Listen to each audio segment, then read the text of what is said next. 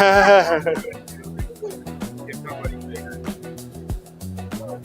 everybody wants to talk.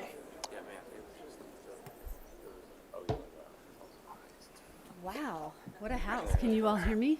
Yeah? It's okay? Can you hear me? Not really, right? Is this thing on? Is There you this go. better? I don't want to have to leave. All right, hopefully this will do the trick. Hi. Each get our own Thank water. you. You do. So good evening. We spare It's no fantastic expense. to see so many people.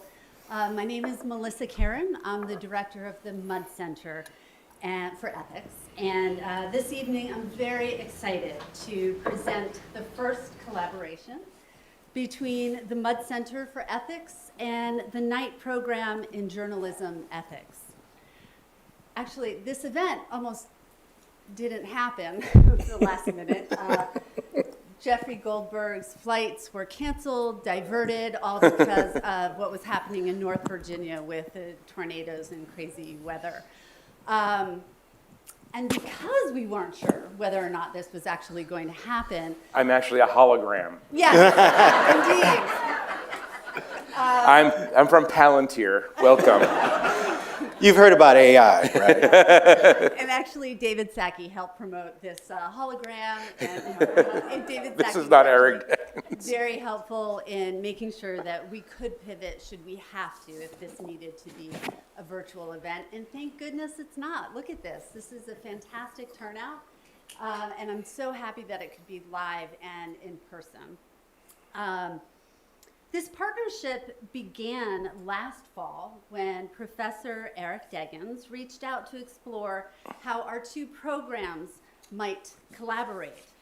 We connected around the Mudd Center's new leadership lab, which fosters dialogue across ethical and responsible leadership in a complex and globalized world. I was especially interested and eager to bring a journalist to campus to discuss accountability and integrity in today's media landscape. And Eric said, in a very low-key way, yeah, I think I can do that. And so, Jeffrey Goldberg is here with us today, and we could not be more excited about this. He joined The Atlantic in 2007 and became editor-in-chief in 2016. Under his leadership, the magazine earned its first Pulitzer Prizes and multiple National Magazine Awards for general excellence. Previously, he was a correspondent for The New Yorker, and his work has appeared in the New York Times Magazine and the Washington Post. He is the author of two books, the first, Prisoners, a Muslim and a Jew Across the Middle East Divide in 2006. 20 years later, this book could not be more relevant. And his second book, published in 2024, on heroism, McCain, Milley, Mattis, and the cowardice of Donald Trump. Over the course of his career, he has received numerous fellowships and awards recognizing his excellence in reporting and journalism.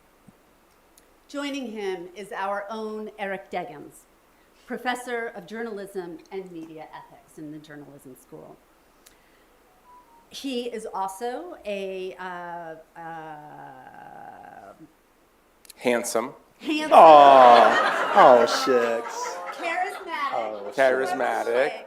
Critic at large, that was the term I was missing, for NPR, that Fox, and a veteran journalist and media analyst. He has worked for 35 years in this world of media and across major newsrooms, appearing on MSNBC and NBC News, and has written for the New York Times, the Washington Post, and Politica. He is also the author of a book, Race Baiter, How the Media Wields Dangerous Words in a to divide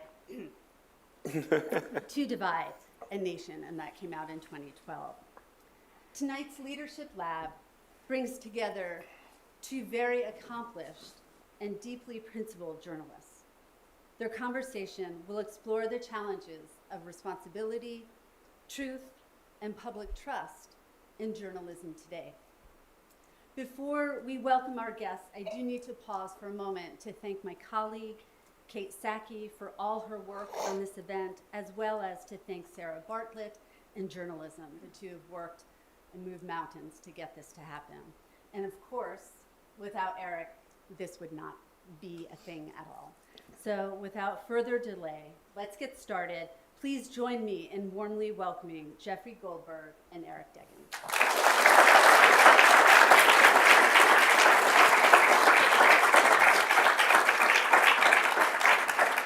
And we also need to have a hand for Melissa from the Mudd Center. Thank you so much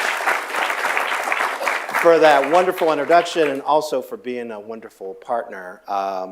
You know, when I just started here in September, and when I heard there was an ethics center named for Roger Mudd, one of my favorite journalists from CBS News, I knew we had to do something together sooner rather than later. And I'm so glad that it's this. Jeff, thank you so much for joining us. As Melissa said, he had to move mountains to get here. A flight diverted to Cleveland, a canceled flight, a red eye. By the way, driving the here. words you just don't want to hear on a United flight at 11:30 p.m. when you're headed to Dulles. It's like, this is your. We're going to be landing in Cleveland. And like you're expecting one of those Instagram moments when somebody loses their mind on the plane, but everybody just sat there silently screaming. So it was unbelievable. And he I said, had nothing against Cleveland. he sent me an email at like 10 o'clock, and I saw it, and I was like, you know, half asleep.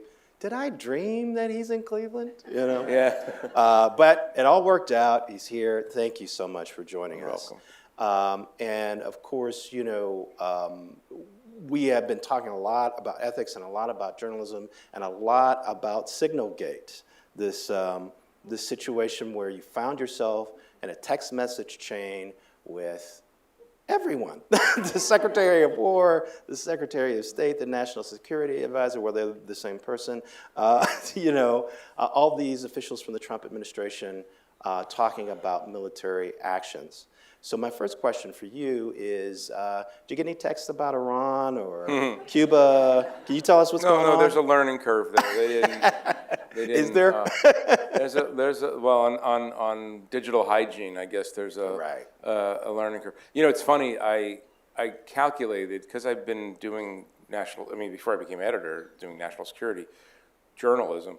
That of the 18 other people in the PC Houthi small group, the thing that I got included in what became known inevitably as Signalgate. I was probably, my phone number is probably in the phones of 8 or 10 of them, people I've known for a while. You know what he's referring to? That was his explanation. That was Mike Waltz, explanations. the national security advisor, said that somehow. No. It was a very strange sentence formulation. I sucked my number into his phone. I mean, don't start building pictures of this, by the way, in your mind. But this is Washington and Lee after dark, ladies and gentlemen.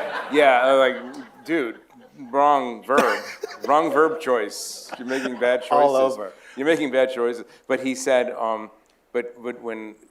What I just found out, and I reported it in this follow-up piece, what I found out was that Susie Wiles, the White House chief of staff, who didn't like Mike Waltz anyway, he treated her poorly, apparently, when he was there. She saw her moment, and she actually seized his phone and gave it to Elon Musk and said to Elon Musk, figure out if Jeff Goldberg actually sucked his number into this phone. like he's the Genius Bar, you know? It's like taking, like he's at the Apple Store. And Elon Musk came back and said there was no sucking of numbers going on. Like, he just added me into the chain. I just thought that was a great, like when you have Elon Musk floating around the White House. Could you look at my phone? I don't know. In addition to being the richest man on the planet, he is IT for the White House. He's IT, yeah. He's a little overqualified for that. Well, I do wonder, though, how it feels to see the Secretary of Defense, who calls himself the Secretary of War. Thank you for that. Yeah. Well, until Congress changes the designation, it is yeah, not. until Congress changes the designation, To me, it's the Gulf of Mexico and the Secretary of Defense and the Kennedy Center.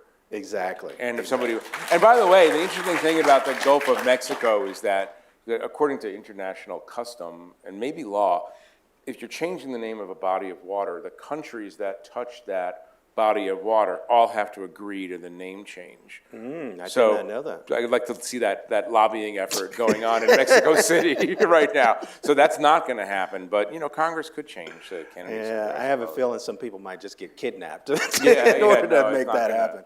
But how odd does it feel? I mean, you wrote this great piece sort of following up on what happened and noting that Pete Hegseth didn't pay a price for what happened. But how odd is it to see him in charge of war in Iran now? It's disconcerting. Because he's not the most qualified human being you would look at and say, that guy should be running the world's largest military, obviously. I mean, everybody's human, everybody makes mistakes. The thing that really struck me after all was said and done was that the Inspector General of the Pentagon did an investigation, and they found that technically he is in compliance with the rules because the Defense Secretary has what's known as declassification at will authority. He's an original classifier, meaning Pete Hegseth can literally walk up to any of you and give you the nuclear codes or tell you exact locations of where our nuclear submarines are under the ocean, and he wouldn't be violating the law because he's allowed, as he's an original classifier. He and the president are the two. What that means is you want to hire someone for that job who understands secrecy and classification, right? You want to have trust in that person. So the point of this article is that there's roughly 3 million people who work for the Department of Defense, uniform and civilian, military and civilian, and any one of those, from a private to a general to the newest commissioned lieutenant coming out of VMI, like if you put in a text, my unit is moving from blank location to blank location on next Tuesday at 4, that's a violation. Yep. That can literally get you court-martial is an administrative procedure, to punish you. You can be disciplined within your unit. Anyone else would be held accountable for this mistake. And what the Inspector General found, though they found that he was technically not violating the law because he's allowed to, they said that his actions, this is the crucial part, his actions could have endangered the lives of American pilots flying over hostile territory.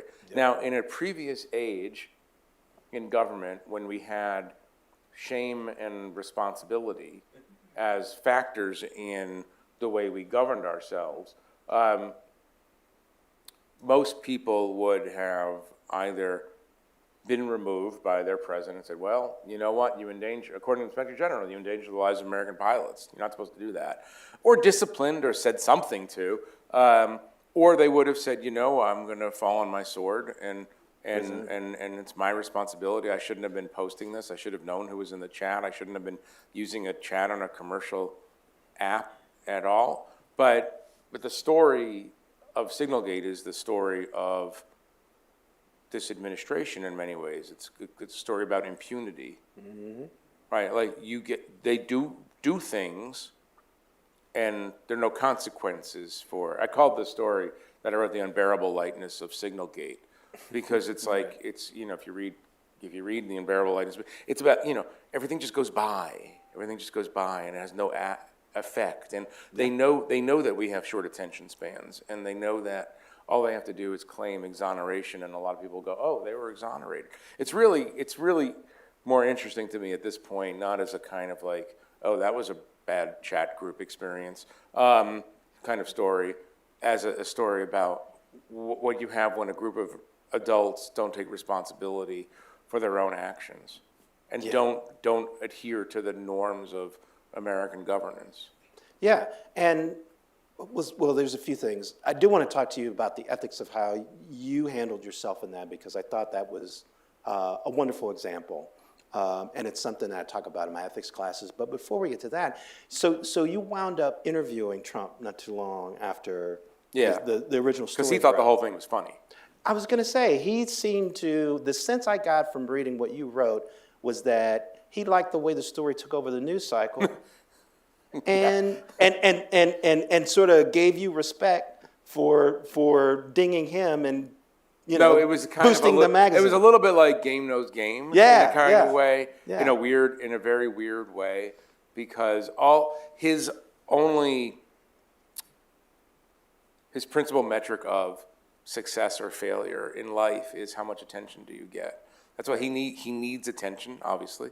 Right. He has a love-hate relationship with the press. People think about the hate part, but they don't realize the love part is that he doesn't. If he says something, it's like a tree in a forest. If he says something and there's no reporter there to capture his words, has he really said it? Mm-hmm. So he basically felt that I got them. Right. He's mad at me about some other stuff earlier in our relationship, but We're going to talk about that. yeah. But he still attacked me a lot during this Signal thing. But he also was like, well, yeah. What I did was I took the news cycle from him. The thing that will gain you the most respect from Donald Trump, weirdly, is that if you can seize the news cycle from him because he's the king, Yep. obviously, of the news cycle. So yeah, come by, talk. And like a lot of my colleagues were like, oh man, you're gonna end up in El Salvador. And, there's it's like a Bond movie. There's a trap door under the sea, and there's a sharks underneath. I was like, no, you don't understand him. You don't understand how his You mind don't works. understand him. He's gonna he's incredibly, any of you have met him, he's on, when there's no cameras around or when it's just private, he's very solicitous. Mm-hmm. He's very charming, low key. Mm-hmm. He's a hotel guy. Mm-hmm. He's like, you want a Diet Coke? What do you think of the chandeliers? What do you think of the drapes? What do you like the carpet? He's a hotel guy. Wow. He gets more excitement out of, being a convivial host than you would think, given the ferocious personality that he plays for the World Wrestling Federation kind of personality that he plays. So yeah, we had an interesting chat about media, among other things. Wow. So, but I like the way you We also handled. did talk about the chandelier. He wants to put a chandelier in the Oval Office, and he was asking me my opinion of the chandelier, and I said I'm against it because I don't need anything from him, so I'll tell him. Right. And he said, but it's so boring in here.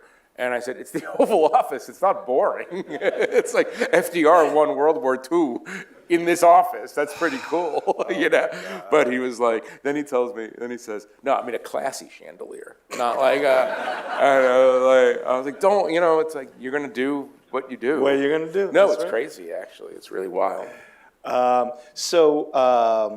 The way ethically you handled that, I thought was exactly how you wanted to do it in terms of giving them every chance to comment, being careful about when you left the chat, and being careful about what you published in the first story. So can you talk a little bit about how you handled the ethics of how you were going to report on that story when it happened?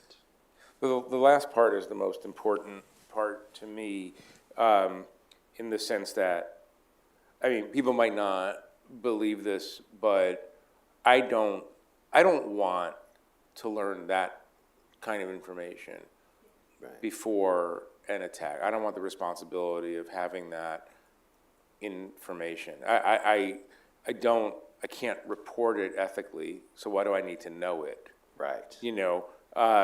A level of tactical, operational data is not what I'm in it for. I want to know the broad sweep of things. I want to know why things happened, do you want to report generally that, I think Trump is leaning toward attacking Iran, for instance, Trump, yes, you want to do that, but I don't need to know what time the planes are taking off.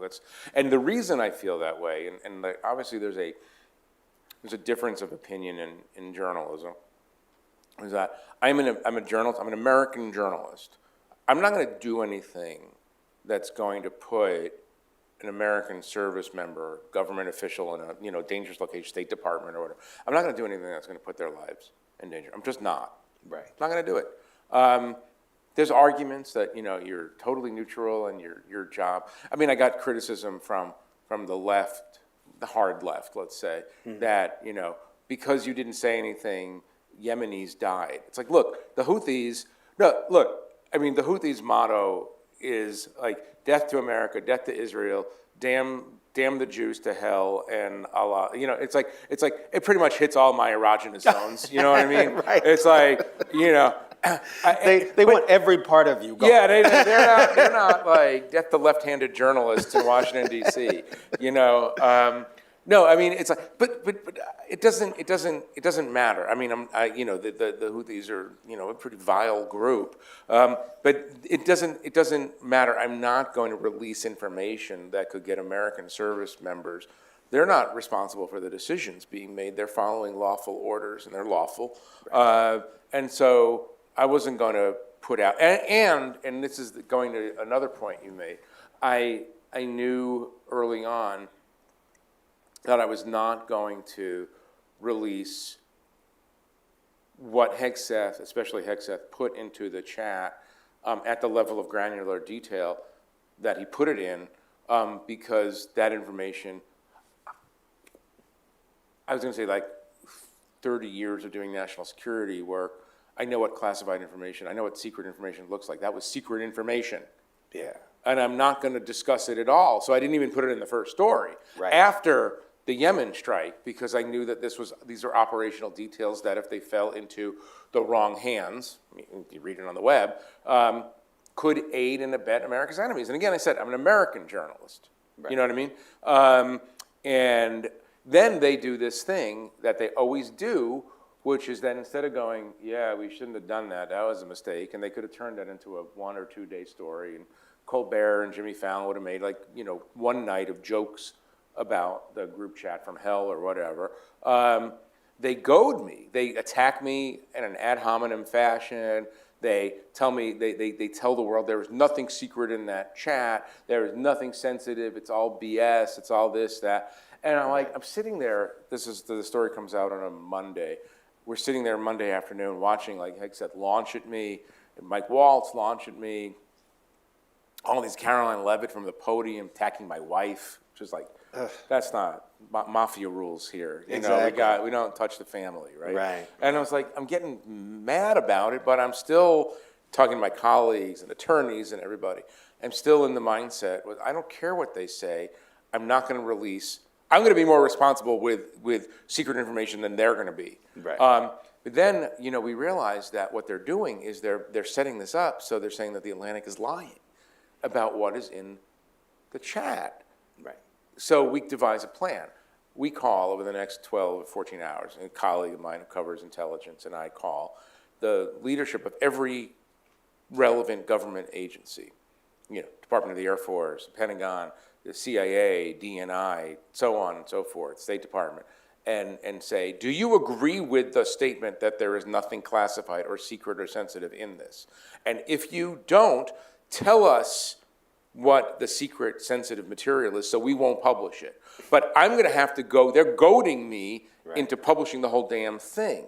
The CIA comes back with please don't put the name of this person in the story because it's an active CIA officer. And I was like, fine. So when you asked them this, you told them what you had? Did you show them? Yeah. Yeah.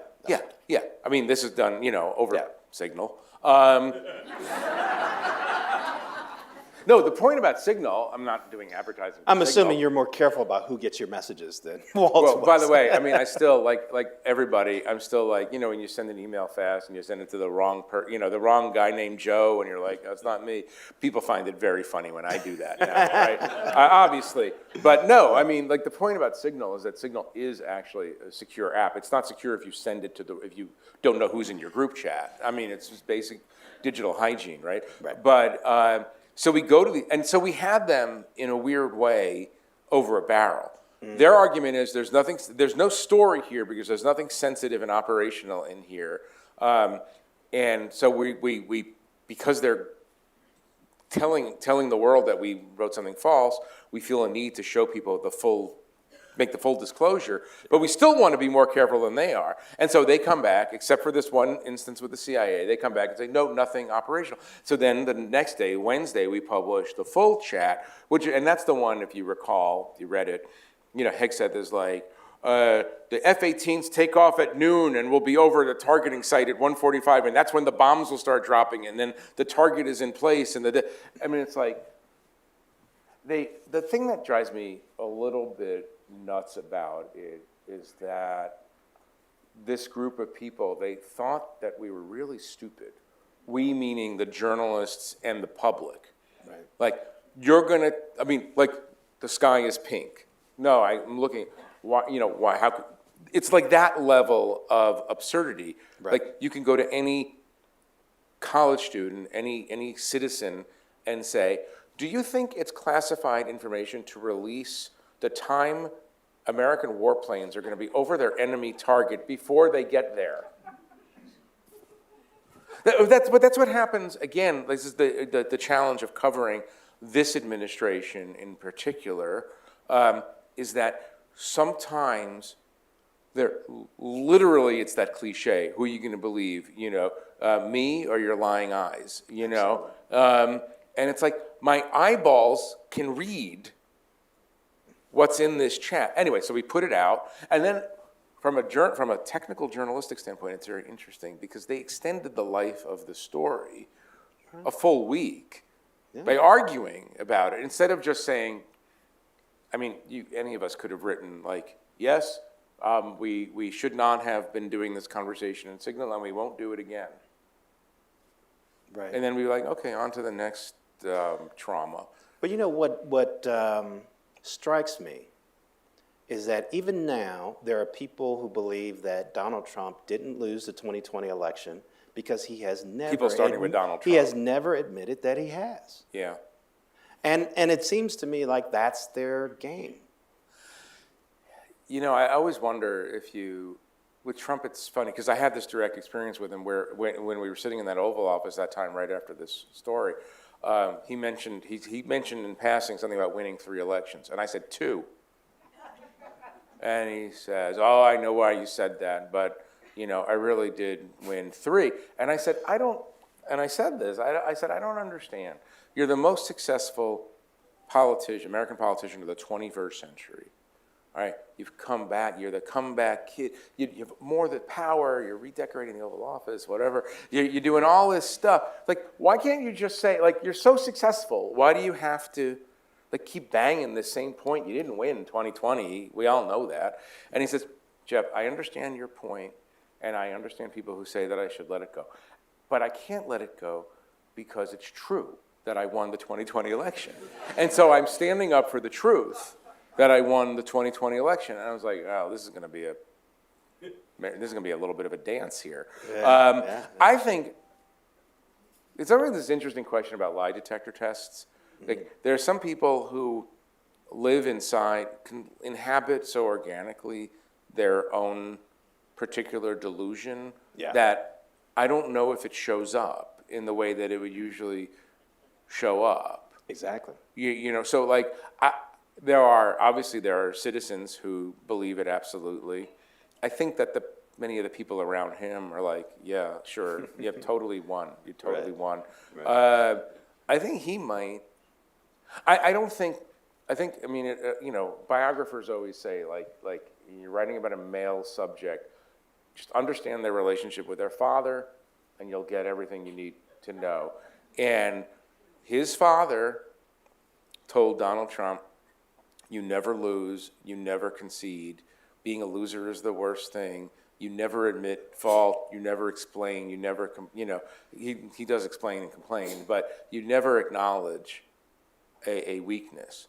And so I think psychologically he just can't Absolutely. actually say, yeah, I lost. And that's my point was, like, you're the winner here, like, we got it. Yeah. Well, 45 and 47, we got it. I hate to quote that great philosopher, George Costanza from Seinfeld, but it's not a lie if you believe it. It's not a lie if you believe it. So you reported years ago in 2020 and 2024 that Trump said terrible things about the military, called them Yeah. losers, said he wants generals like Hitler had. Yeah. Why do Well, the so? funniest one about that was, so John Kelly, who was the chief of staff at the time, he says it to John Kelly, I want generals like Hitler had. And Kelly says, you know that Hitler's generals tried to kill him all the time. and Trump was like, nope. Nope. Yep. No, that's not true. Yeah. And John Kelly's like, What can you do? what Exactly. can you do? Like, he can't believe it. But why do so many people who say they support the military and people in the military support him?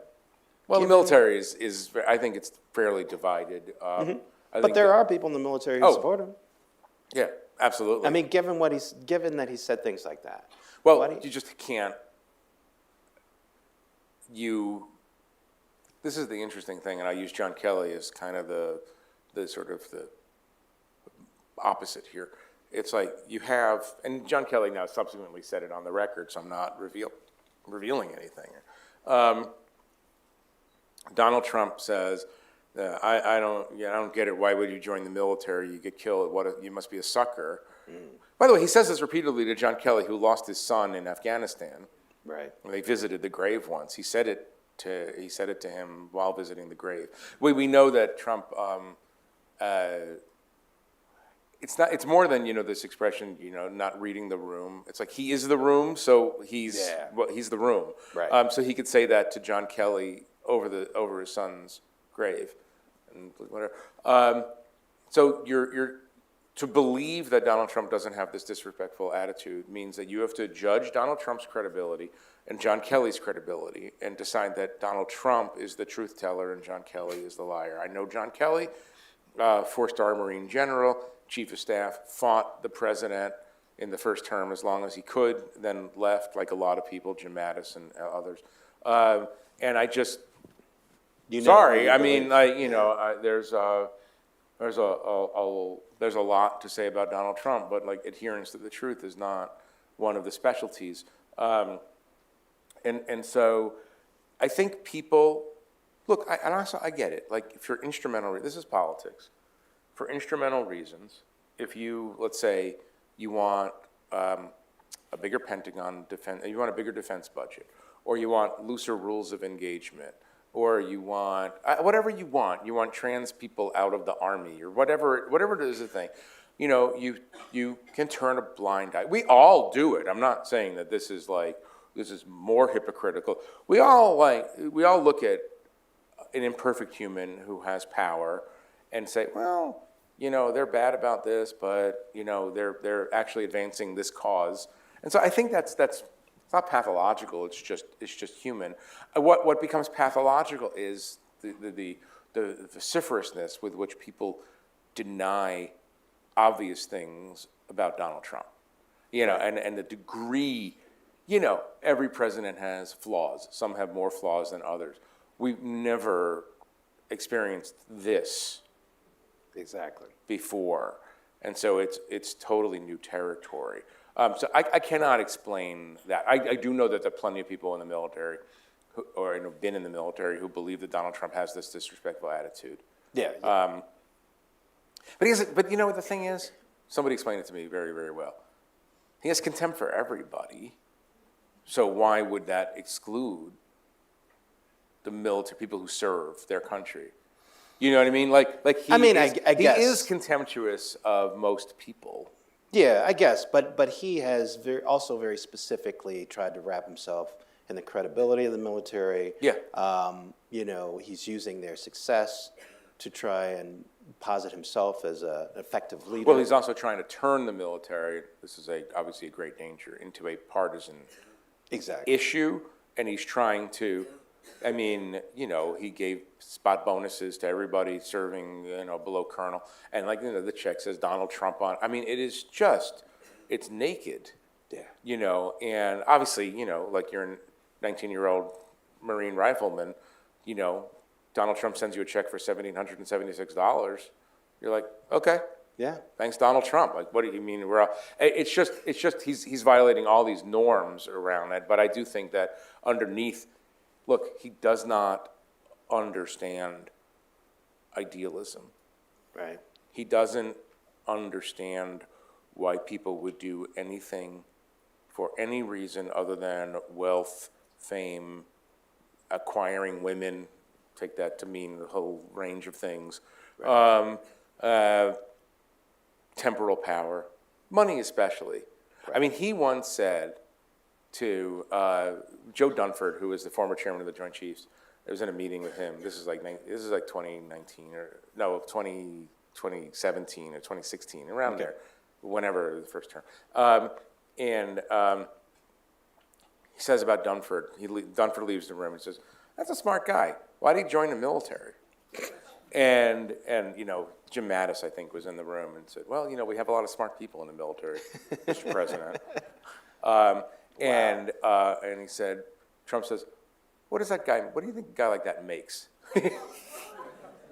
and I think it was Kelly. Kelly says, I think it was Kelly, according to this one. Kelly says, "Mr. President," just to screw with him, "Mr. President, what do you think his salary is?" And the President of the United States should know what the chairman of the Joint Chiefs makes, but he doesn't. And Trump goes, "I don't know, 3 million, 4 million?" And he says, "Mr. President, General Dunford's salary is $165,000 a year plus benefits," or something like whatever the number is.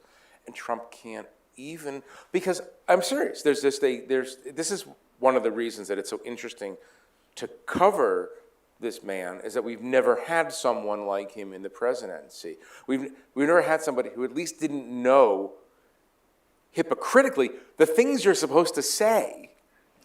Right. As a leader of American democracy. And what you're supposed to say is, it's wonderful that people serve their country. Right. But he doesn't understand why you would join the military and make, I think, starting salary for a private in the Army, in the high 40s or something like that. Right. Why would you do that? Unless you're stupid, a sucker, a loser, can't get another job, et cetera, et cetera. So he has this veneration for like a Patton the movie, not the reality, but the Patton, the model. But when it comes to it's hard to unpack, honestly. Yeah. And it gives you a headache. No, it gives you a headache because you want the president. Just speaking as a citizen, not as a journalist, you want a president to embody the ideals that we tell ourselves our country tries to embody. Or at least aspire to it. It's always aspirational. We're never going to be, it doesn't say be a perfect union. We're trying to be a more perfect union. Exactly. But again, that language is also alien to him because everything is cynical and everything is transactional. And by the way, now we're finding out, I mean, this is a FAFO moment, because it's like now Donald Trump is like, hey, European allies, would you send some ships to the Strait of Hormuz to help me open it up for? And the Germans just said, for instance, nope. And these other ones are saying, no, like you can't, you act in a totally transactional way. They're going to begin to act in a totally transactional way. It's interesting. Exactly. I thought you were going to bring up the wonderful story that you guys just broke about his phone number being sold to wealthy people. Because he picks up his cell phone. Yeah, he does. You want to talk a little bit about that? I got his number. I mean, what does that say? You want to call him? What does that say? What does that say about leadership? Hi, I have the student body of Washington and they have some questions for it. I mean, there's always a chance I'll pick it up. There is a chance. I mean, you know what? The problem with the number moving around so much is that they're going to make him change his number, and then everybody's going to be out of luck until he starts giving out his new number. Yeah, it's funny, isn't it? The arbitrage going on. I mean, I've had literal journalists call me and say, "Hey, can you give me Donald Trump's phone number?" And I'm like, "I'm sorry, do you work for me?" Or no, can I write your story for you too? I mean, I help my own people, but it's still a competitive environment. But it's like, and then people try to trade. Well, I got Macron's number, and I said, what am I going to do with that except show it off at parties? Like, exactly. We are living give information like that to people I work with. journalism experience these days. Wouldn't you agree? What's I mean, that? It's Alice in Wonderland. Yes, absolutely, absolutely. It's like the White Queen. I can believe 6 impossible things before breakfast if I try. You know, it's all so strange. I mean, the idea of barter. When I was a reporter, I covered President Obama, and I covered the Obama White House. And this is not a critique or praise of the Obama presidency in and of itself. I have things I support and things I didn't support and things I had opinions about, whatever. But like in the way he carried himself and talked and led and ran the White House, I mean, it's literally another planet. It's literally another planet. I mean, the thing about Barack Obama is that he's personally extremely conservative in his demeanor, his approach to people, his belief systems, his deeper belief systems. Donald Trump plays a conservative, but this is a guy with a lot of children from a lot of different moms and a lot of whatever, and it's a circus. It's more of and he likes the circus. It's just, it's incredible for me to remember what it was like to go to the Clinton White House. And by the way, Bill Clinton didn't treat the Oval Office as Yeah, we got it. We got it. I mean, that was bad. That was not so great. But George W. Bush, Barack Obama, Joe Biden, and then this is just, I sometimes when I think about it or talk about it, like in these settings, I sort of can't believe where we're at. So I want to let you guys know, we're going to take some questions from the crowd. We're going to have somebody with a mic, and you can raise your hand and we'll get the mic to you, and you can ask some questions of Jeff as well. So start thinking, because in a few minutes, we started a little late, so we're going to go a little past 6, but we're going to start letting you guys ask questions too. So put your thinking caps on, think about what you want to ask. So in early 2024, The Atlantic published an issue called If Trump Wins, and you had 24 pieces where you sort of laid out all the warnings of what might happen if Trump was actually elected president. And you talked about weaponization of the Department of Justice against his enemies. You talked about the firing of apolitical bureaucrats and replacing them with people loyal to the president. And I just want to give you a chance now to say, I told you so. Do you want to? No, But I have a more serious question, actually, which is, because when I saw it, I thought, this makes all kinds of sense. But is there any concern that you're going to be able to cover this White House fairly after you do a whole issue like that? Yeah.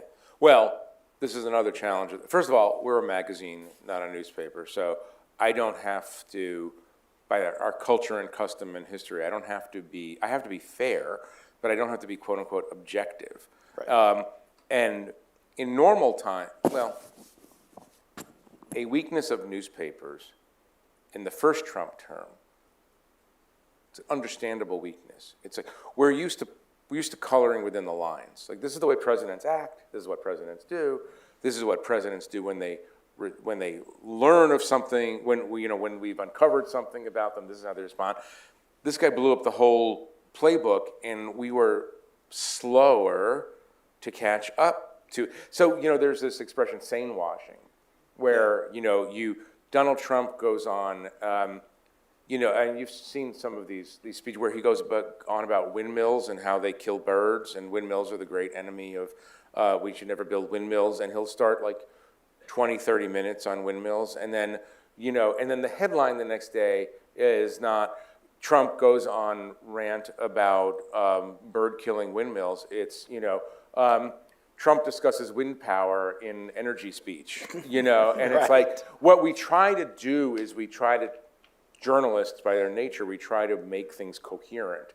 But not everything in life, as we all know from our own lives, is coherent or explicable, and it doesn't have a beginning, a middle, and an end. And so we made a decision early, and just to call it as we see it, and by the way, I think the New York Times, the Wall Street Journal, and so on have caught up to this idea. Like, instead of saying, in a speech that some critics labeled racist, or in a speech about the 2020 election that his critics said was filled with untruths, the New York Times now will say, Trump repeatedly lied about winning the 2020 election. Now, so if you're sitting in the White House or you're a Trump fan, do you think that's fair and objective? No. But this is where it's become so interesting and elemental. It's like your job is to inject as much reality into the universe as you can, and that reality has to be based on observable, provable truth. And that, to me, is the objective standard. It's like, do we see this in front of our own eyes? Do we understand the unprecedented nature of this? So, like, I don't have any problem stating plainly what we think, in that issue, for instance, what we think Trump is going to do, because I think we put a little bit more truth into the world because of it, and I don't want to sound highfalutin. We make a lot of mistakes. Right. We have all kinds of biases, just like other media organizations. The difference between the left-leaning or the center-left, quote-unquote, mainstream press and the right-wing press is that I think we sometimes acknowledge the idea that we can have biases, that we are not the possessors of absolute, objective, impartial truth.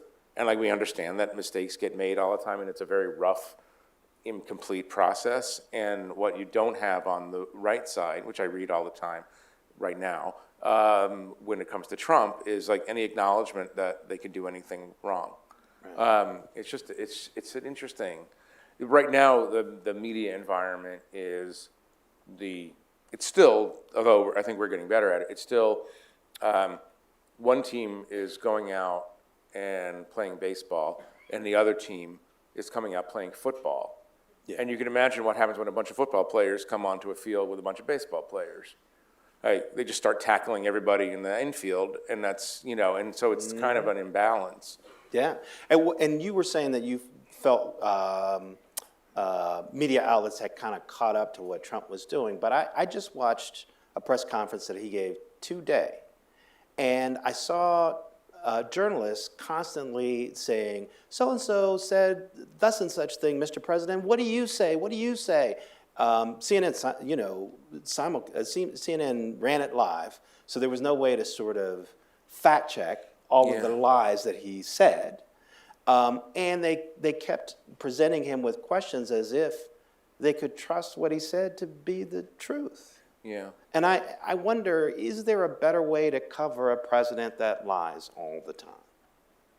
All presidents lie. Most presidents, all presidents until now, when called out on a lie, change course. Try to get to admit something. Maybe they don't want to, but but they accept the premise that they've lied. This one is different. I mean, this is his superpower in a way. This is something that he learned a long time ago in life, and yet it's the velocity of lying that keeps him so far ahead of everybody else. The velocity is the main. You can't. Here's the thing. It is almost like a Watergate every day. Yeah. In a kind of way. Yeah. And it's like it's so many norms are busted. You have the head of the FCC, talking about punishing journalism outfits with which he disagrees. For in accurately another reporting on the presidency, that would be an earthquake-sized event. Now it's just another thing that goes by. Donald Trump called for the execution of journalists he disagrees with. I mean, sometimes I laugh because it's like, okay, sure. Right. He's just venting, but there's a million things. Right. I mean, his son-in-law and his negotiators are going around doing business deals in the Persian Gulf while trying to negotiate an end to this current war. It's like you sit there as an American and go, wait, that's not what we do.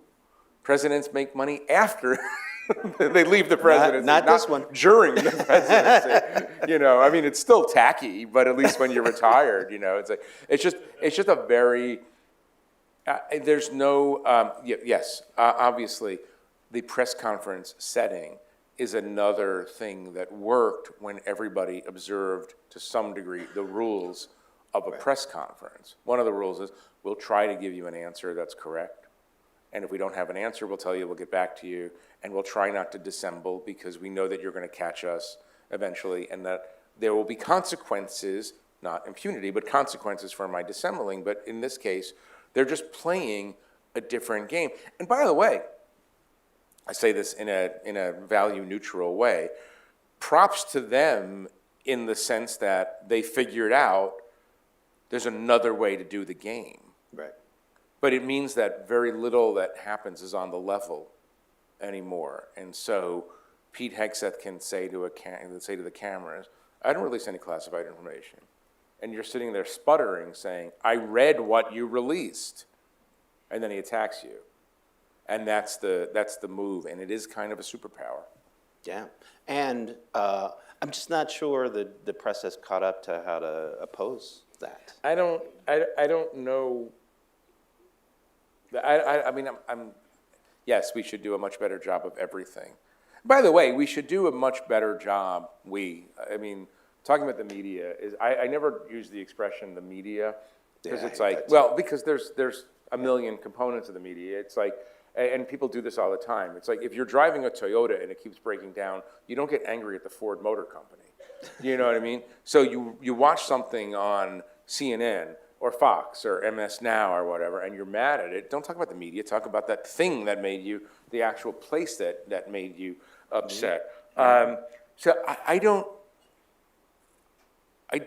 know how to, and I say this to our own team, I don't know how to battle this assault on reality except to say, keep going.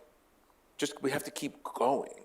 And we have to look, by the way, he's at like under 40% approval rating. Like, it's not as if this country is divided, yes, but there's, 50, 60% of the people are like, I don't like, Yeah. and maybe not even, some of them not even for ideological reasons. It's not like I don't like this policy or that policy. I don't like the way he conducts reality.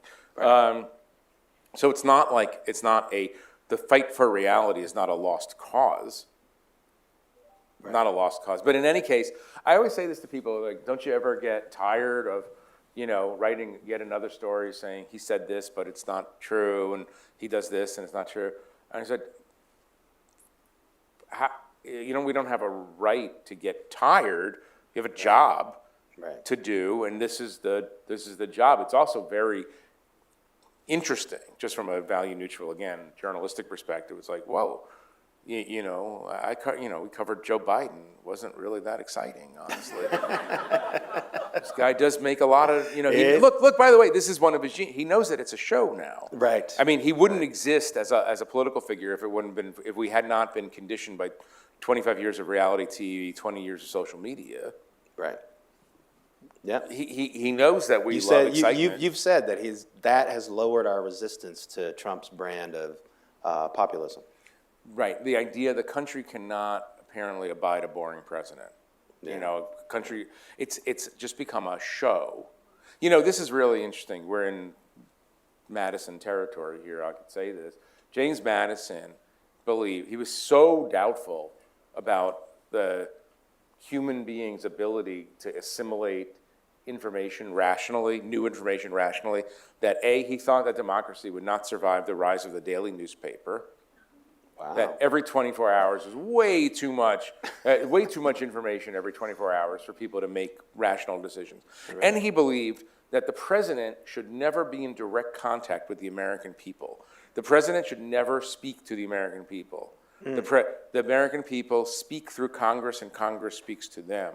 But you cannot have a situation in which the president had that much direct populist influence over. So, I mean, if Madison were to come back today, He'd be horrified. He'd be. He might have been onto something there. So a lot of people are concerned about what Jeff Bezos is doing in the Washington Post, about what the Ellisons are doing to CBS News. You guys have a wealthy person who owns The Atlantic. They're not laying off half your newsroom or we're bending growing. the knee to Trump. So what's your secret?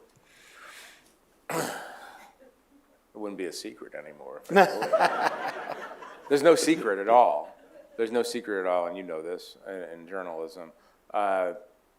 If you make, again, this is the Baker praising his own bread, so take it with a grain of salt. But this is a universal truth. If you make a quality product, if you make something of quality, smart people want to buy that thing. And what happened was, we are now the largest magazine in America. This is crazy, because the Atlantic, for 140 of its 170 years, 150, was kind of a niche intellectual, first a Boston magazine, but it was a elitist kind of thing. And part of the reason that we're the biggest by subscription, this is by subscriptions, biggest magazine, is that I think we're good at what we do, and we've convinced a large enough number of readers to pay us to read what we do. The other reason is that, and this goes to your Washington Post point, a lot of players that people my age, a little younger, a little older, would remember reading religiously. Time, Newsweek, U.S. News, Fortune, Sports Illustrated, National Geographic, Forbes, and so on. The brands still exist, but they're sort of ghost ships. They're journalistic ghost ships now compared to what they were. And that is because their ownership didn't invest into the problem. You cannot become a higher quality journalism product by cutting costs. You have to believe in the long-term possibility, and you have to have confidence. I have an owner who believes in the mission and believes in the journalism. We're profitable now. And she lets me take the profit and plow it back into more journalism. I've hired 40 people from the Washington Post in the last year because he, I wish I could take more, but because he didn't believe in the same formula, I guess. That's the benign explanation. Right. The more cynical explanation is that he's wants to beat Elon Musk in the rocket game, and you need NASA, and NASA's controlled by Donald Trump, and the whole thing. Yep. But it is one of the things, and you all remember this and experience this even today, is 25 years ago, journalism institutions began giving away their product for free. Thought that advertising and scale would carry the day. Now, if you train a consumer, if Safeway started giving away all its food for free, and then 20 years into that experiment said, oh, you have to pay, you're going to be mad. You don't really have a right to be mad, but they've trained you to expect this for free. And so that was like almost a crisis of confidence. It's like, no, you pay for electricity, you pay for water, you pay for food, you pay for gas. You pay for quality information. You need it. Right. You need it to survive. And now, we're obviously facing another deluge of AI-made slop. So it's harder and harder. But the good thing is, like, a lot of people still do read. They listen to quality journalism. Just very quickly on the CBS point, I'm not in the bash Barry Weiss camp at all. Mm-hmm. First of all, everybody's acting like they just raided the Tower of London for the crown jewels. Like I don't. Last time I watched CBS, I don't know. I wasn't like. Here's the thing. I do believe that the networks, the sort of the matrix of assumptions that motivates a lot of the quote unquote mainstream media is center left. Mm-hmm. So if CBS turns out, there's two separate issues. If CBS turns out to be a center right news organization, okay. Not the end of the world. It's nice. It would be nice to have something that's in between Fox and ABC, say. There's a separate issue. That would be defensible. What's not defensible is the Ellisons coming in and saying, we are going to place this organization in the service of a particular administration so we can get our big Paramount deal done. In other words, if somebody wants to take a journalism organization and recalibrate its journalism to try to appeal to different populations than maybe some elite publications and networks appeal to, okay, fine. You can argue with it all day long, but that's fine. But what's going on now is literally what we see in Citizen Kane, where it's just wealthy people not believing in stewardship, but believing almost in the weaponization of the media outlet. I can use this to advance my other goals. That's what people suspect is going on with Bezos. That's what people obviously suspect going on with the Ellisons. That's what happened at the LA Times. Yep. That happens all over the place. And that is taking us back. I mean, you're the academic now. I don't know. You're a professor. They call him professor. So like I mean, that takes us back 100 years, 80 years. I mean, to the old newspaper wars where you weren't really sure what was true because they're all just out there hustling for their own causes. What I would say about, I'll use NPR. Like people who run NPR might make good decisions, might make bad decisions, but they're making them within the framework of thinking that they are stewards of a media brand. And they're thinking about the listener. The owner of the Atlantic thinks about stewardship and says, what is in the best interest of our readers? Again, I can get it wrong, but we're thinking about that and what do the readers want and need. If you ever veer from that, you're dead. That's good. All right, we're going to start taking your questions now. I think Melissa's going to help us out here, so just raise your hand. Let's start with some students. If we have any students who have questions, here we go. Hi, my name's Caden Buss. I'm a junior journalism major here, and I guess for context, I was in 6th grade when Donald Trump was elected for the first time. Since then... Are you just trying to make everyone feel bad? Yeah. I was going to say, man, you're killing me. You're killing me. Well, I mean, the way I've grown up is just a decade of turmoil in media. I mean, social media, everything you see, Donald Trump this, Donald Trump that, turmoil, polarization, all of this. Yeah. So I guess, what is your advice to us students in the crowd, student journalists, just students in general, about how to get to a healthier place from a media perspective and just a healthier ecosystem in politics? I mean, I have one very specific thing, which I'm surprised that I believe in, but I do now. Like if social media companies were held responsible for the stuff they post, the stuff that appears on their platforms, we'd have a healthier world. Yep. It's not just the media ecosystem. We'd have less depression and anxiety and delusion and conspiracy. We are held responsible for what we publish, right? I publish something false, and if you prove that I published it not only falsely but maliciously, you can win a libel suit against me. But Twitter can have Candace Owens on it saying that Jews are lizard people from space, or say anything. I mean, it's all, any of the craziness that you see. You could have Russian propaganda. You could have Chinese propaganda on these. And Mark Zuckerberg and Elon Musk and all the rest go, oh, we're just a hosting platform. We don't control what people put here. Yep. I mean, on an ethical level, I find that to be an immoral abdication of societal responsibility. But if you and your generation can actually create a situation in which Congress passes laws that hold those companies accountable, I'm not trying to censor anybody. I'm just trying to get malicious falsehood out of your bloodstream. I mean, I would say it's hard to advise people to go into journalism right now because you see what's going on. But I do feel like I wouldn't want to be, I hope nobody is a 40-year-old journalist because I'm about to say I wouldn't want to be a 40-year-old journalist right now. No, because you're stuck in between the new and the old and whatever's changed. But I think it would be pretty great to be, are you 20? 21. Oh, well, then it's too late for you. I would want to be 20 and invent something new and better, but just adhere to hold on to old values. I mean, one piece of advice I give all the time is the key to sort of success in moments like these is if you can keep your shit together while everybody else is losing theirs, you win. Yep. So don't spin out.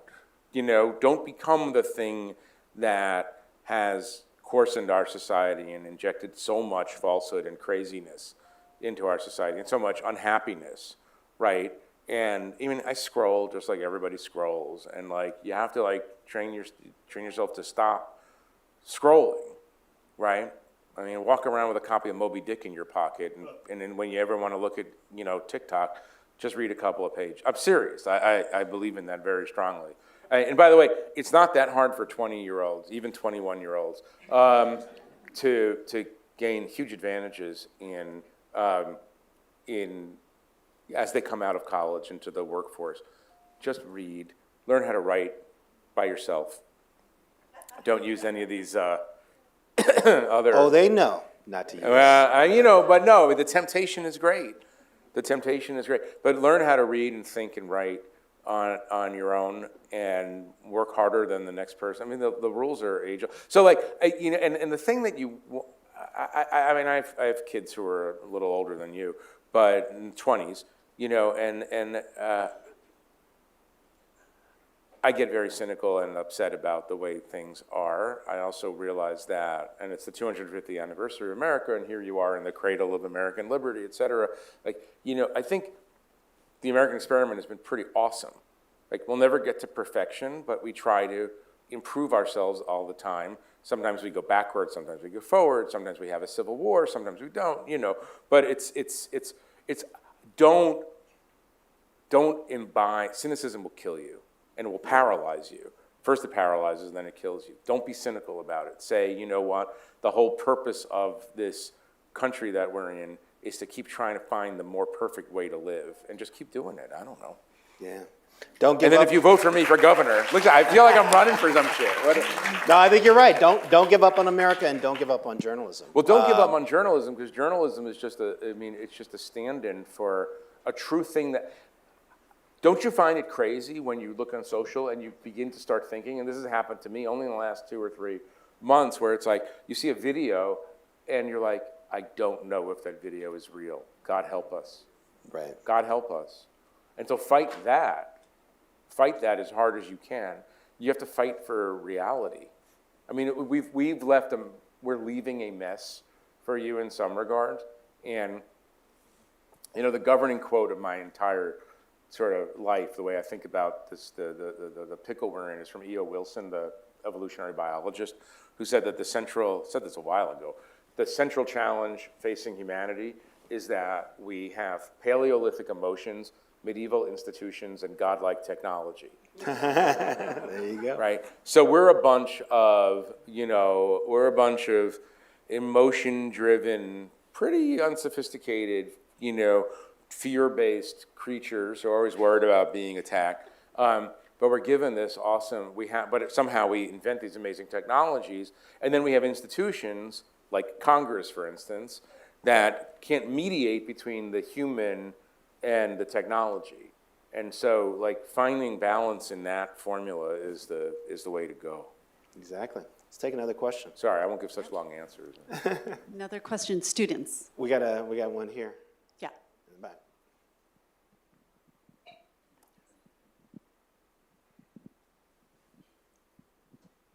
Yeah, thank you so much for being here with us tonight.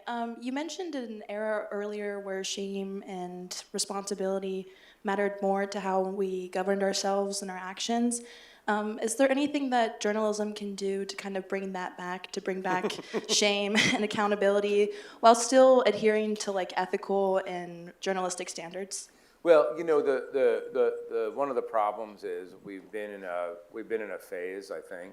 This is just my personal opinion, where the desire to accept people who are different than we are is profoundly moral, right? This is, by the way, this is the general direction of America has been the expansion of rights and the expansion of inclusion, right? Women couldn't vote 100 years ago, now they can. Black people used to be enslaved, now they aren't, now they're free. Gay people were hiding, and now they're not.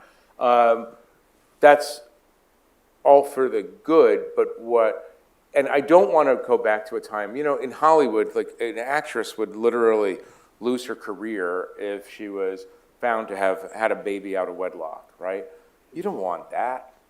But you do want, and I'm freestyling here, so I'm trying not to step on a landmine, but you want a situation in which people are allowed to pass judgment on bad behavior, right? I mean, it's not, like, part of, I do this sometimes even when it comes to Donald Trump, because I think a lot about his relationship with his father and how that shaped him, right?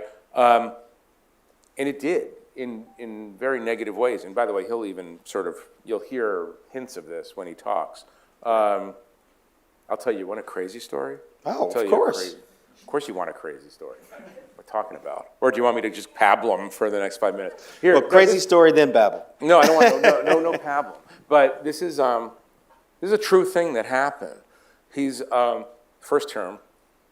He's in the Oval Office, and somebody reminds him that that he has to meet with Angela Merkel or do a phone call with Angela Merkel, and he says, "Angela Merkel, I hate that Kraut bitch."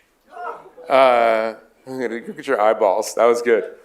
He literally said, "I hate that Kraut bitch," and they're like, "Oh God," I mean, I know this from people who were there, and he was like, "Oh man, I don't want to talk to her," and he said, "Let me tell you about these Krauts. I was raised by the biggest fucking Kraut in the world, Fred Trump, and I know about Krauts, and I know that." And he's going. Wow. Yeah. No, I mean, so like there was this thing, the most interesting part is not that he calls people names. The most interesting thing is that like he immediately equated a negative personality characteristic with his own father. And I thought, whoa, that is very interesting. Oh, yeah. Stuff. I haven't talked about it in this larger crowd, but I mean, I've mentioned it. It's not a secret thing, and there are multiple witnesses. Also, that's what he thinks. I mean, there's a kind of brutal, racist honesty to the man. Exactly. But what were we talking about before? We were talking about sauerkraut? We were talking about holding people to account. Holding people to account. I mean, what strikes me is that, people complain about cancel culture, but often it is the only way that marginalized people have to push back. Black Twitter evolved because we were connecting with each other and saying, can you believe, It was the subterranean, like, can you believe this shit? Can you believe?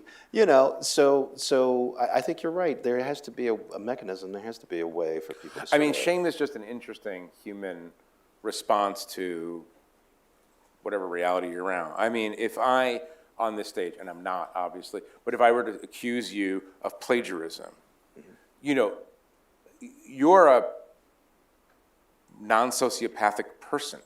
Right. That was on your resume when you applied for the job. Total non-sociopath. I don't know. You talked to some of my colleagues. Well, remains to be seen. Exactly. No. But you're, if I publicly accused you of plagiarism, you would feel this heat would come up over it. You would be burning, and your face would be burning, and especially if you were guilty of it, you would go into a panic mode. You might go into a flight mode. You might go into a fight mode, but because you feel shame, Right. Either like the exposure of something real or the horrible accusation in public of something false, but it's going to cause you a physiologic reaction. And with certain kinds of people, they just go right through it. Right. And it, like I said, it's a superpower. It's not a superpower that I would ever want to have or want to ever, anybody I like to have. Because it says that there's some crucial human components. And the big question to me is, and the difference between then and now, is that are we training ourselves out of this? Have we gotten so regularized to a shameless culture that we just kind of blink? Well, or is there a moment when people can say, you know what, you, Mr. Governor, you shouldn't be the governor of our state anymore because you had this adulterous affair with another government employee or whatever, and you should feel free to just make the moral judgment that this is a true thing. And so, I think you introduce it or reintroduce it into the ecosystem by actually kind of enforcing some rules of the road. But of course, ever since Bill Clinton, what depends on what the meaning of the word is, and I did not have sex with that woman. and then, you run into, and then you come into the Trump universe. Yeah. Like, the rewards are there for people who are, I didn't understand watching Bill Clinton how he can so effectively compartmentalize. If somebody accuses me of like stealing a stick of gum from a store, I'd be like, I don't know, I would Yeah. I would like hire lawyers, and I would rebuild the chain of evidence, and I would like, and you see this, and it's like, look at what they're accusing him of, and he's like, no, I didn't do it. Exactly. And then there's just a different kind of person, and maybe it's a kind of person who's attracted to politics. There you go. There you I go. don't know. Let's get. Do you still have your question? Sure. Yeah. Yeah. Come on. Let's get your question. Let's not discriminate here against those of us who get AARP magazine at home. Not that I do, but I just wanted I to go. imagine one day it would happen. I just wanted to go back to social media for a minute, and I know that there's a certain way of thinking that regulating social media would potentially violate the First Amendment, but it also seems like it's necessary for the longevity of democracy. So I'm wondering what you think about, and this may sound counterintuitive, but balancing democracy and the expanse of the First Amendment. And Yeah. do you think that it's fear-mongering to say that any regulation on on social media is violating the First Amendment or that principle? Well, it's not a First Amendment violation. I mean, you know more about this than I do. It's not a First Amendment. It's a good question. It's not a First Amendment violation. These are privately owned companies. They have platforms, and they can use the platform however they want. The government is allowed to regulate that. I'm not stopping anybody from expressing themselves. In America, if I say, please, if we have regulation, but we have regulation of TV networks, and, that's not a First Amendment violation. I used to be an absolutist, too. I mean, I remember, this happened before my time, but I remember learning about it and siding intuitively with the free speech absolutists. It was the Skokie case when a group of Nazis, or like 11 or 10, said they were going to have a demonstration. This is in the 70s? Who wins the? 77, 78 says, Professor, I don't know your name, but you're obviously a professor. Kevin Finch, weighing in. It's the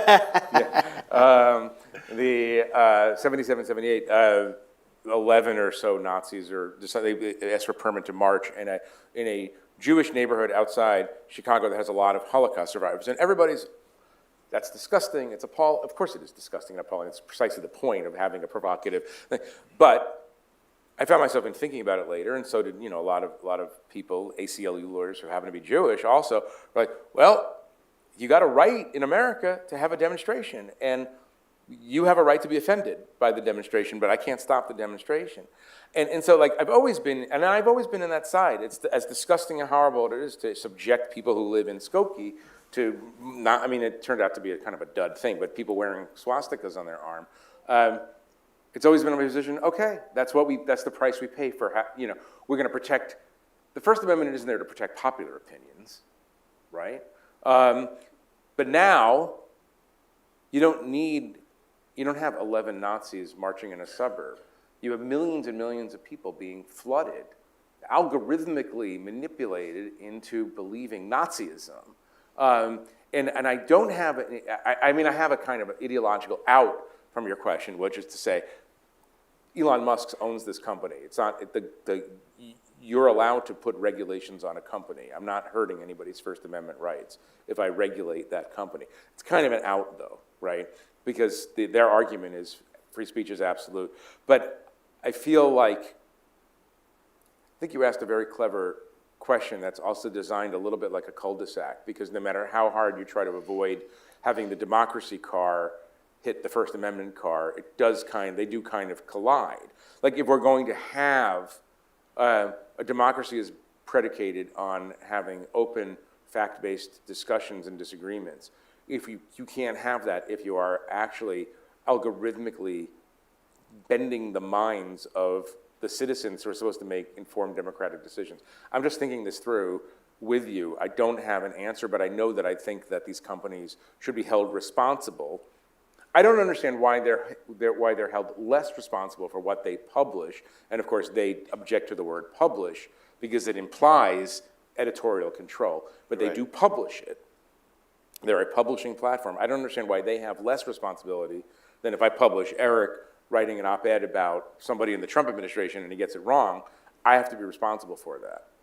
You should answer this question because you thought. Well, I mean, what they would say 'Cause I give up. What they would say You would won. be like somebody used a telephone and said something derogatory about somebody that was, broadcast over a loudspeaker, and so you're going to sue AT&T over it. But I think what I would press for is fact-checking and transparency about how the algorithm works, so that we can see why hateful speech makes so much money. And I mean, one of the things I think we got to figure out how to do is unwind and disconnect profitability from hate speech. Is there a way to not make it so profitable for people to traffic in this stuff? Because that's our real problem. That's why people are doing it, because they Look, the make truth of the so much matter money is- doing it. The truth of the matter is we already live in the Matrix. And I'm not just saying that because I watched the Matrix on my plane last night that went to Cleveland, but I did. But it already does, in the sense that your life, your cognitive life, to a degree that you can't fully even grasp, is controlled by a set of algorithms that you don't write and you don't have access to, and you don't know why they're operating the way they're operating, and you don't know the people who have built those algorithms. Yep. And then imagine 3 years from now when those algorithms are created by AI algorithms, like algorithms are breeding themselves. So There you go. it is kind of, yeah. All right, we need a question from the AARP crowd. Yeah, so this will need to be our last question. Yes, And then, yes, this will be our last one. Yeah, I guess, I don't know. Yeah, sure. First of all, thank you for the Atlantic. Oh, you're welcome. We might want to get her a mic so people watching the live stream can hear her. Sorry. Thank you for the Atlantic. You published an issue predicting what would happen if Trump won. If you were going to publish an issue about the end of his presidency, how does this play out? What would you say? It's too early to think about that. I do believe, I'll give you a simple answer because it goes to this question about November 26, which is a lot sooner, but could also be in some functional ways the end of his effective presidency. Because I've thought about this, because we have to get, we have to be on this. And I always come back to this, the psychology of the visceral fear of losing. Like the idea of losing being so almost chemically, like a chemical anathema that he can't lose. I think what we're looking at in 26, I wouldn't be surprised at all to see efforts to tamper with enough elections. Now remember, the beauty of the American system of elections is that it's all decentralized. Every state, every county. But what that means is that you don't, if you're trying to cause chaos in an election, you only have to cause chaos in, say, 10, 15, 20 congressional districts, or in a couple of states where the Senate races are close. You cause chaos and confusion to the point where you can't seat a Congress in the beginning of 2027. So I'm making long predictions about the future of America. I would say that my question to myself and other people, I don't know what the answer is, my question is what we're experiencing now writ large, let's say the last 10 years, since the rise of Trump and since the break that the Access Hollywood tape represents.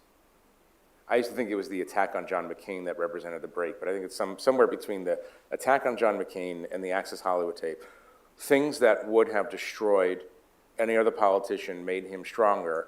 So political physics no longer makes sense, the way that we were all raised to understand how politics works, right? So from that period to now, let's say 10 or 11 years, I think that what we've been experiencing is a comprehensive breakdown of norms that would allow something that I would not imagine 10 years ago, wholesale tampering with 2026 midterm elections. I think that is quite possible as the next step. But what I was going to say was that this whole period, and this, I guess we'll get the answer to this question in November 26th. The whole period, I don't know if it's a midlife crisis, a nervous breakdown, or a terminal illness. All right? I'd like to think that it's a midlife crisis. That would be nice. 250. We're 250 years old and we need a sports car. You know, I like to think that it's, you know, and maybe it's a nervous breakdown, like exacerbated by technology. You know, exacerbated by sudden shifts in technology. We haven't even seen the jobs, you know, the jobs impact. You know, 2026 will show us whether we're in a state of decline, and by decline I mean January 2nd. When does a Congress get seated? January 2nd, January 3rd. Yeah. If we can't seat a Congress because there's 10 races that are under such a cloud of controversy and tension, and then we'll know that we're really in a new thing. And there are very specific things to do. I'm not commenting on immigration policy here when I say that.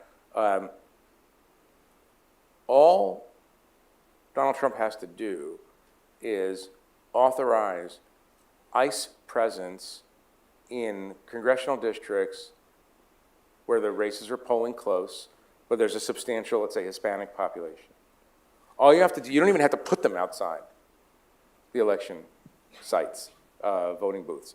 All you have to do is say that we're going to make sure that the elections are free and fair, and so we're going to put ICE and the Border Patrol in these 25 congressional districts. Yep. You do all kinds of things that he has in his power to do. And again, I'll end with this. I'll come back to the psychology. Can't lose. Just remember, this is a man who can't lose. So what do if you're a person who can't lose? You don't lose. And you try to create conditions in which you actually win, or have convinced a large enough group of people that you've won so that you can functionally act as if you've won. So I wouldn't go, I wouldn't talk about 2028 right now. I would be focused on November.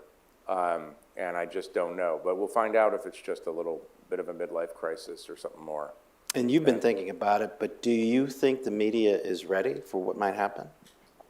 Well, one of the problems is, and this is why you should subscribe to publications, not only The Atlantic, but including The Atlantic.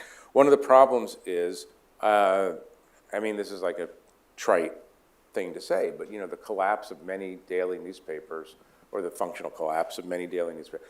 You sometimes you need bodies. Like, you know, you're in, let's say, a close congressional district, and you need reporters to go out and be talking to voters and watching what's going on and watching that, and watching all along and interviewing election officials all down the line from now until November, and asking, hey, if you see any anomalies, if you see any weirdness, let us know and we'll write a story about it. Part of it is just support. You know, you must know this statistic. I think it's like there are 7 times the number of public relations professionals in America now than there are journalists. Yeah. That's 7 to 1. Yeah. Is it higher? It's higher. Thanks. It's And higher. And the New York Times employs 4% of the journalists. in Yeah, it's America crazy. now. It's crazy. I mean, God bless them. But the answer is we need more trained reporters to be out there and watching. I mean, can you imagine what's going on in state capitals these days as those newspapers collapse? It's really astonishing. And you know, going back to, God, Virginia had a lot of founders, didn't it? Going back to Jefferson, you know, he said, you know, if I had a choice between having a government or having newspapers, I'd have a newspapers. You know, he's probably wrong about that, actually. but Well, you know how to win over a Virginia crowd. yeah, but he's probably But I mean, that is the slow motion crisis. One aspect of the slow motion crisis of democracy is that no one's watching. Yeah, there you go. Well, on that lovely note, we're going to thank you guys for coming to see us. Thank you. Another round of applause for Jeffrey Goldberg. thanks to the Mudd Center. I'm Eric Deggans. Thank you for joining us. Thanks.